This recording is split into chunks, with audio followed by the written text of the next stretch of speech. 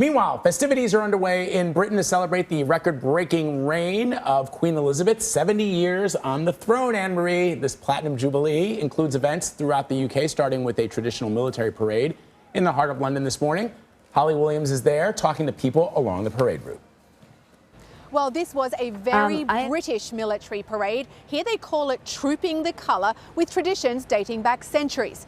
The mood here was jubilant, with a huge cheer for the Queen when she emerged onto the balcony of Buckingham Palace. Nobody does pomp and circumstance quite like the British.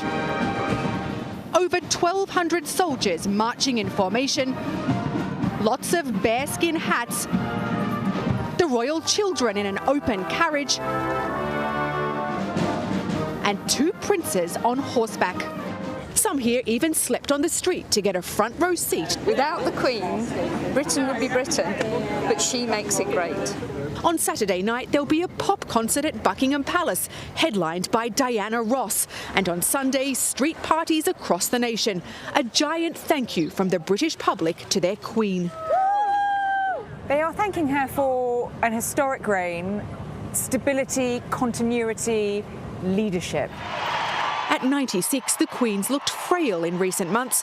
Last year, she lost her beloved husband, Prince Philip. But she's still overwhelmingly popular, with approval ratings politicians can only dream of. We're from CBS News. Oh, hello there. We asked people from all walks of life in the UK what the Platinum Jubilee means to them. It is a massive thank you to her. I mean, the Queen has given us her life, really. It's amazing, like, to celebrate her and her reign over all these years. Yeah, I love her. She's beautiful. In a sign of her advanced years, this is the first time the Queen hasn't reviewed the troops herself, delegating the task to her son, Prince Charles, alongside grandson, Prince William. Prince Harry and his wife Meghan are here for the celebrations. It'll be her first public appearance in the UK since they moved to the US. All members of the royal family are absolute pros when it comes to being in the public eye. They know that the world's media are going to be honed in on every single bit of body language between them, and I'm sure they'll put on a show of total harmony. We understand the Queen is hosting a lunch today for members of the royal family inside Buckingham Palace, and we assume that Harry and Meghan are attending. Anne-Marie and Vlad. Holly Williams in London, thank you very much.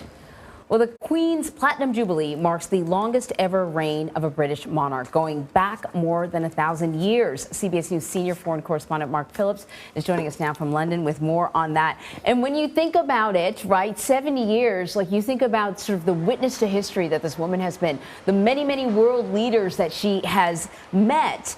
And I know that, I assume that there's something a little bit bittersweet about this because, you know, she's in her 90s. And so we may also be sort of witnessing the passing of the baton, if you will, when it comes to the royal family, or maybe not. I don't know. Her mom lived to 101, right, Mark? Her mother did live to 101. If the baton's being passed, it's being passed in tiny little slivers, you know, one kind of chip at a time. She won't pass the baton, and has said so. This is job for life, and hers is continuing.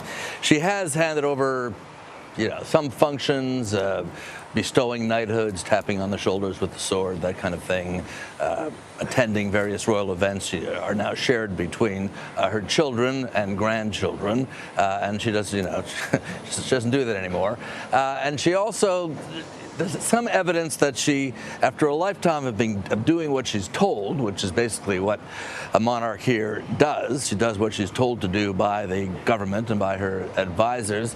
There's some evidence now that she is saying, no, I'll just do it this way and not that way. And one of those instances was of course, the memorial service for Prince Philip, which was held here in Westminster Abbey, where she had Prince Andrew, her disgraced son, escort her to her seat. And a lot of people here, there's a lot of tut-tutting and finger-waving that he shouldn't have done that, and the impression was that she had just decided, no, it's a family thing. He's my son, he's Philip's son, he'll take me to the seat, and that's what she did. But we'll see more and more of what's happened here, where kind of the show will come to her rather than her being the show that goes somewhere else. So today, the Trooping of the Colour that Holly was just talking about is about half a mile up this main ceremonial boulevard of the Mall here, and and then the troops all marched all the way along the road and in front of the palace where she stood with the Duke of Kent, who was one of the officials of the event, her cousin. So I think we'll see more and more of that kind of thing, of her, if you will, farming out, if that's the correct term, royal functions, and just doing the essential ones. Charles, for example, opened Parliament here, read the Queen's speech from the throne of Parliament. We'll see more and more of that, but she'll hang around. Yeah, I mean, well, so to that point, Mark, I know you've been speaking to some historians. I mean, she's already surpassed her great-great-grandmother, Queen Victoria, obviously, as the longest reigning monarch in Britain by 7 or 8 years, I think. I think Queen Victoria reigned for 63 years. But there is another royal monarch in Europe who does have a bit of an edge on Her Majesty, and that is the Sun King, Louis XIV. Although we should point out that he was much younger when he passed away and became king I think he was a kid. Mm-hmm. He was 5 when he became king, so he had a bit of a head start, and yes, and when he wasn't making furniture, he was on the throne for 72 years, I think. So she's got to hang around, So she'd use a more respectful phrase. She's got to be with us for another couple of years before she'll surpass that, and when she'll become the longest, the greatest of all time in terms of royal rules. And I think there are a few around here today that would begrudge her that. Indeed. I think she can do it. I think she can do it as well. I think she can do it as well. Mark Phillips, my friend, thank you very much as always. Love your coverage. Pleasure.